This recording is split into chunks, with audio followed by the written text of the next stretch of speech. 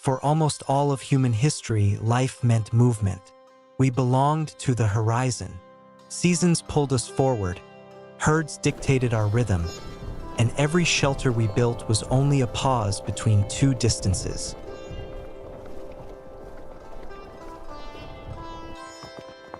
The earth was not a map of borders, but a vast breathing path, and we followed it like a pulse, letting its changing light guide our days and its silence shape our nights. Then, somewhere between one sunrise and the next, something changed.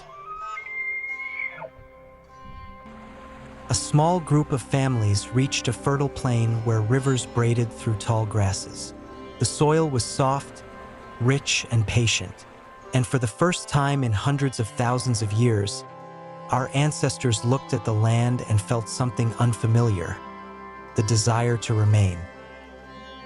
The place felt right, safe, generous, worth risking the future for.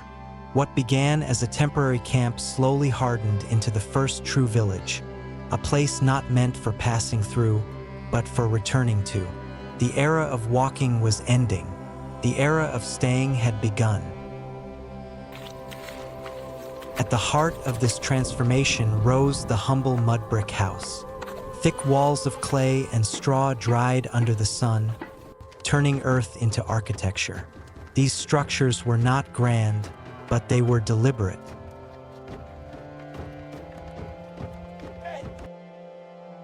They held warmth in winter, coolness in summer, and, more importantly, they held continuity. A home was no longer the memory of a night. It became the memory of generations, a steady point in a world that had always been in motion.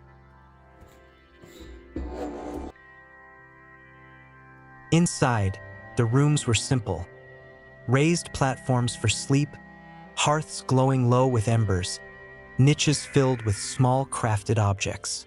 But beneath the floors lay the village's deepest truth.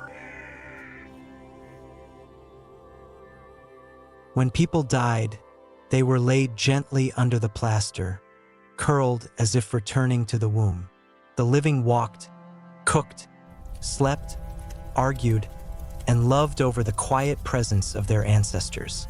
Home and lineage fused into one breathing thing. Every family literally lived on the shoulders of those who came before, sharing their space with a past that never fully left. Life in the first village was dense. Houses touched one another like cells in a single body.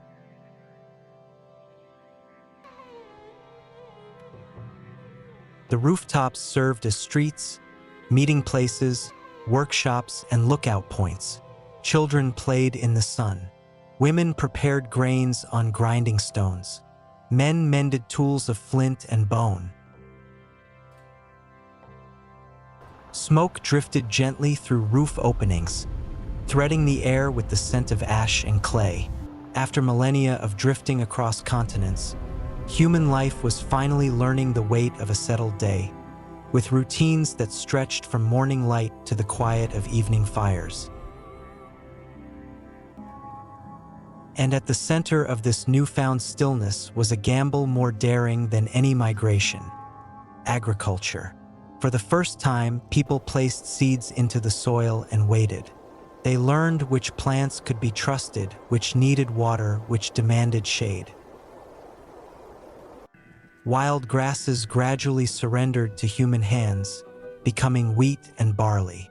Goats were coaxed from the untamed hills, sheep from the valleys, until the boundaries between animal and livestock began to blur. Food no longer required a chase. It required patience, planning, and a willingness to hope. The effects were immediate and profound. Because food could be stored, seasons no longer dictated the shape of life. Because people stayed in one place, tools grew more complex. Crafts blossomed. Clay bowls, woven mats, and carved figurines filled the homes. Stone workers learned to polish obsidian until it shone like frozen night, sharp enough for cutting, smooth enough to reflect a face. These early mirrors hinted at a new kind of awareness, not just survival but identity. The village also became a spiritual landscape. On certain walls, people shaped the outlines of powerful animals. Bulls, leopards, birds, creatures that once ruled the wild world they had left behind. These images were reminders and warnings, symbols of strength, fertility, and the delicate balance between life and land. The hearth itself became sacred, the stable flame a heartbeat binding the families together. The fire still travels, they must have thought, but now it has a place to return to, yet permanence came with a price. Living close to so many others meant new dangers. Waste, sickness, tension, and the pressure of feeding a growing population weighed heavily on the community. The fields demanded constant labor. The animals needed care. And as centuries passed, the climate shifted. Rain retreated, rivers wandered, and the fertile plains slowly grew tired. What was once abundance turned into strain. After nearly 2,000 years, the village began to thin. Families packed their tools and followed the water to new lands, carrying with them the memory of their first permanent homes. The mud brick walls were left to the wind. Roofs collapsed. The clay softened.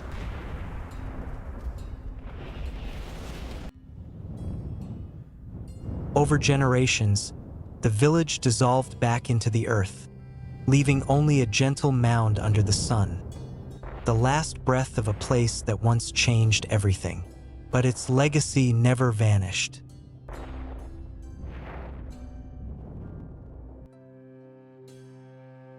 The first village marked the moment humanity transformed. It was here that we learned how to shape land instead of being shaped by it. Here that we forged the first neighborhoods, the first rituals of home, the first seeds of society. These early houses, humble and fragile, were the blueprint for every future city, from the smallest settlement to the towering megacities of today.